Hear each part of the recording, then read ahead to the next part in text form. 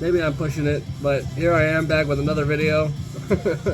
I was like, I read Psalms 33 last, and it was like, I was really encouraged by that. And then I was thought about, well, what I wonder if I go through and read 33rd chapter of each book, and maybe there's like a, not a correlation or anything weird like that. I just thought it might be fun. So, Genesis chapter 33 says, Alexa, pause the music, please.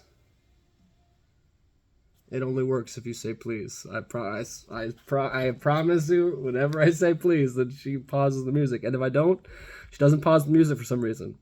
So something is going on, making me say please. I got it. It's good. It's good practice. Genesis chapter 33. And Jacob lifted up his eyes and looked, and beheld, Esau came, and with him 400 men. And he divided the children unto Leah and unto Rachel and unto the two handmaidens. And he put the handmaidens and their children foremost, and Leah and her children after, and Rachel and Joseph hindermost. And he passed over before them, and bowed himself to the ground 7 times, until he came near to his brother. And Esau ran to meet him, and embraced him, and fell on his neck, and kissed him, and they wept.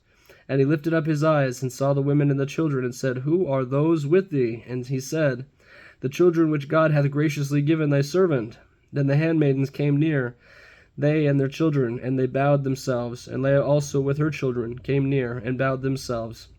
And after came Joseph near, and Rachel, and they bowed themselves. And he said, What meanest thou by all this drove which I meet? And he said, These are to find a grace in the sight of my Lord. And Esau said, I have enough, my brother. Keep that thou hast unto thyself. And Jacob said, Nay, I pray thee now, I have found grace in thy sight, then receive my present at my hand. For therefore I have seen thy face, as though I have seen the face of God, and thou wast pleased with me. Take, I pray thee, my blessing that is brought to thee, because God hath dealt graciously with me, because I have enough. And he urged him, and he took it. And he said, Let us take our journey, and let us go, and I will go before thee.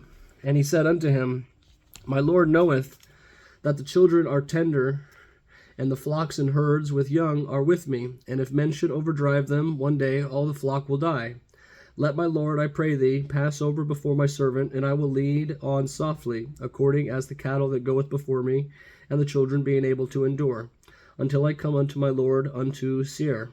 And Esau said, Let me now leave with thee some of the folks that are with me. And he said, What needeth it? Let me find grace in the sight of my Lord. So Esau returned that day on his way unto Seir. And Jacob journeyed to Succoth, and built him an house, and made booth for his cattle. Therefore the name of the place is called Succoth.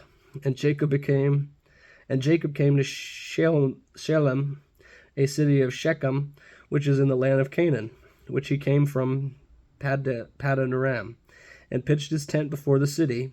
And he bought a parcel of a field where he had spread his tent at the hand of the children of Hamor, Shechem's father, for 100 shekels of money. And he erected there an altar, and called it Elohi Israel. Wow. That was a big reunion for Jacob and Esau, because of their fallout from when Jacob stole the birthright of Esau from his father. And so I think that was kind of a peace offering. He was like giving him bits and pieces of his goods, servants, animals, as like a peace offering. But Esau was like, I'm just glad to see you, bro. It's just been so long. I love you. You know, it's really almost kind of like a wayward, I was gonna say wayward man, but like a man, it's a word is right on the end of my tongue. It's kind of like a desperado, if you will. But that's not what I was thinking. There's a story about the son that goes away, the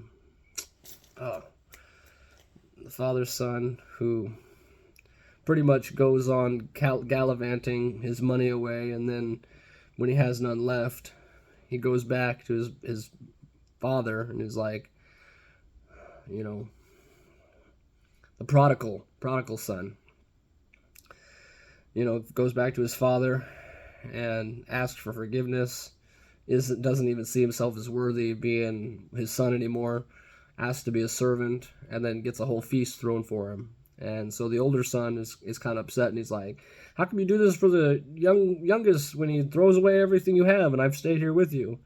And he said, well, he was dead and then he is alive, so we're celebrating, you know, because he was dead, now he's alive. And when someone's dead out of your life, it's kind of like they're dead. That's why ghosting probably hurts so much.